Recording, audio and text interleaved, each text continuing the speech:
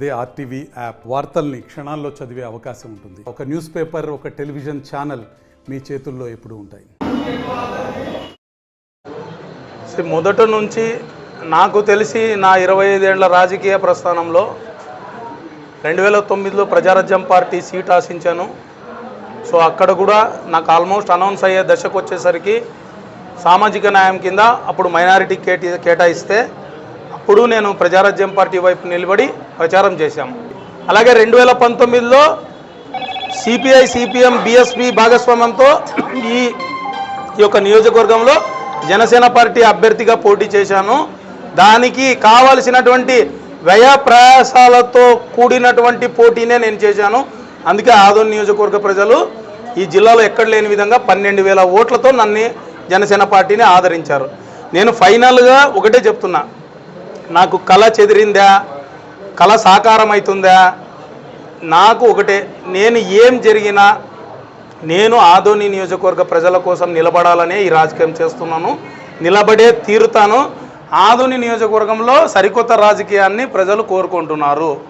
Okay, ఈరోజు కూటమిలో భాగంగా పవన్ కళ్యాణ్ గారు ఏ నిర్ణయం తీసుకున్నా అదే మాకు శిరోధార్యం.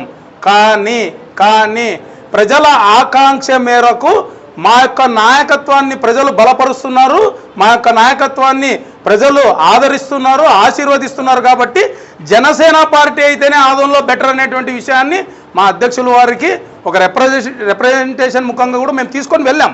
సో మేమనేది ఒకటే, ఖచ్చితంగా ఈరోజు పీ ఫారం ఇచ్చేంత వరకు జనసేన పార్టీ అభ్యర్థిత్వం కోసం మా యొక్క రిక్వెస్ట్ను మా అధ్యక్షుల వారికి విన్నవించుకుంటూనే ఉంటాం.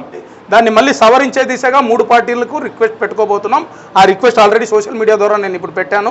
మళ్ళీ నెక్స్ట్ నాకు డైరెక్ట్ అపాయింట్మెంట్ దొరికితే కూడా తప్పకుండా కలిసి ఇదే విన్నవించుకోబోతున్నాను మా అధ్యక్షుల వారికి కూడా. మా మల్లప్ప గారు గత 30 సంవత్సరాల నుంచి 20 సంవత్సరాల నుంచి మెగా ఫ్యాన్స్ కోసం తన సర్వస్వం వడ్డీ పోరాడుతున్నాడు. దయచేసి పవన్ కళ్యాణ్ గారికి మేము రిక్వెస్ట్ చేసుకునేది ఒకటే, పొత్తులో ఈసారి మళ్ళీ ఒకసారి మాకు మండి చేయి చూపుకోకుండా ఒకసారి మీరు ఆలోచన చేయండి. టికెట్ ఇస్తే ఖచ్చితంగా గెలిచి ఆదోని నియోజకవర్గం నుండి యావత్ ఆదోని నియోజకవర్గ ప్రజల తరఫున మేము ఎంతగానో ఆరాధ్య దైవంగా భావించేటువంటి పవన్ కళ్యాణ్ సార్ గారికి, జనసేన, తెలుగుదేశం, బీజేపీ ఈ యొక్క 3 పార్టీల నాయకత్వంలో ఆదోని నియోజకవర్గానికి జనసేన పార్టీకి మల్లప్పన్న గారికి టికెట్ ఇవ్వాలని చెప్పి కూడా రెండు చేతులు జోడించి ఈరోజు పవన్ కళ్యాణ్ గారిని నేను అడుగుతా ఉన్నాను. ఈరోజు ఆదోని నియోజకవర్గంలో జనసేన పార్టీ ఇన్ఛార్జ్ మల్లప్ప అన్న గారికి టికెట్ వస్తుందో రాదో అని ఆదోని నియోజకవర్గంలో ప్రజలకి గందరగోళంలో ఉన్నారు. దీనికి పరిష్కారంగా జనసేన, టీడీపీ, బీజేపీ పొత్తులో భాగంగా జనసేనకే కేటాయించాలని మా జనసేన నాయకులు కానీ, జన సైనికులు కానీ, వీర మహిళలు కానీ, ఆదోని నియోజకవర్గ ప్రజలు కానీ అందరూ ఏకీభవిస్తున్నారు. మరిన్ని వీడియోస్ కోసం ఛానల్ ని సబ్స్క్రైబ్ చేయండి. లేటెస్ట్ అప్డేట్స్ కోసం వాట్సాప్ ఛానల్ ని ఫాలో చేయండి. అండ్ లింక్ డిస్క్రిప్షన్ లో ఉంది.